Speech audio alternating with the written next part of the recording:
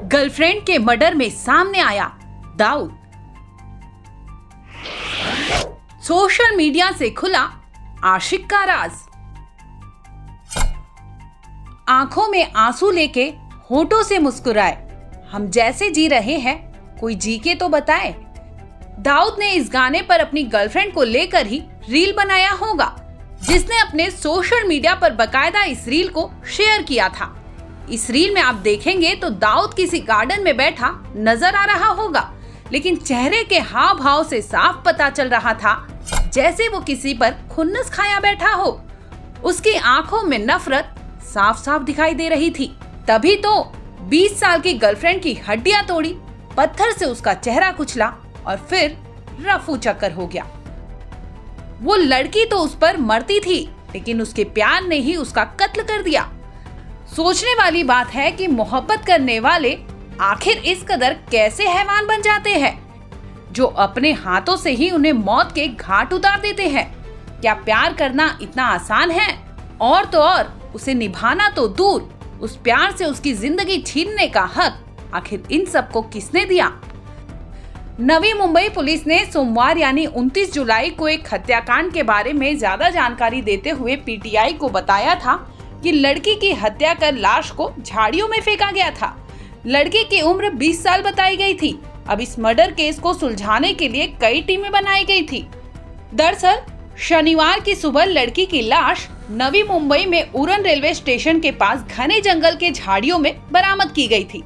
Police का मानना था कि शुक्रवार की दोपहर 3:30 से लेकर 4:30 के बीच ही इसकी हत्या की गई थी।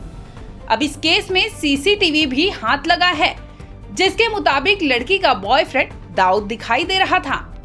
बताते चले कि दोपहर के 2:14 पर लड़की उस जगह पर जाते हुए दिखाई दे रही थी, तो वहीं ठीक इसके 8 मिनट बाद उसका बॉयफ्रेंड दाऊद शेख भी उसी जगह पर जाते हुए सीसीटीवी में कैद हुआ है। यानी कुल मिलाकर सीसीटीवी से ये साबित होता है कि दाऊद शेख हत्या के समय पर वारदात वाली जगह पर मौजूद था। इतना ही नहीं, पुलिस ने कर्नाटक से मोहसिन नाम के लड़के को भी हिरासत में लिया है। जांच कर रही पुलिस टीम का कहना है कि लड़की 25 जुलाई को गायब हुई थी। इसके बाद उसका कॉल रिकॉर्ड खंगाला गया था। कॉल रिकॉर्ड में एक काफी चौंकाने वाली बात सामने आई थी। सीडीआर से एक नंबर हाथ लगा था, जिस पर काफी लंबे समय तक बातचीत होती थी। इस नंबर पर यशस्वी की लगातार घंटों बातचीत होने की जानकारी मिली थी। उस नंबर पर लगातार लड़की के फोन आते भी थे और जाते भी थे। नंबर की डिटेल खंगाली गई तो पता चला कि ये नंबर दाऊद शेख नाम के व्यक्ति का ही था।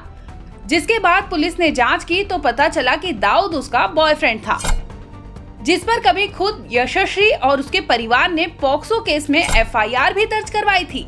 ऐसे में गुमशुदा यशस्वी की तलाश में पुलिस दाऊद का पता लगाने में जुट गई थी, क्योंकि दाऊद का फोन उसी दिन से बंद था जिस दिन से लड़की गायब हुई थी। तो ऐसे में तमाम सवाल दाऊद पर ही उठ रहे थे। वहीं दूसरी ओर दाऊद का सोशल मीडिया पोस्ट सामने आया है, जिसमें वो कई तरह के रील्स शेयर किया करता था। एक रील्स की ही बात करें तो उसमें हम पीते नहीं हैं, पिलाई गई है, अब तक तो वो लड़की भुलाई नहीं गई है, सताया हुआ हूँ इसलिए ऐसा हूँ। इन तमाम पहलुओं पर उसने ये रील्स बनाई थी। यानी पोस्ट से ये साफ हो रहा था कि दाऊद जैसा भी था, लेकिन वो अंदर से ठीक नहीं था। उसके दिमाग में कुछ न कुछ चल ही रहा था।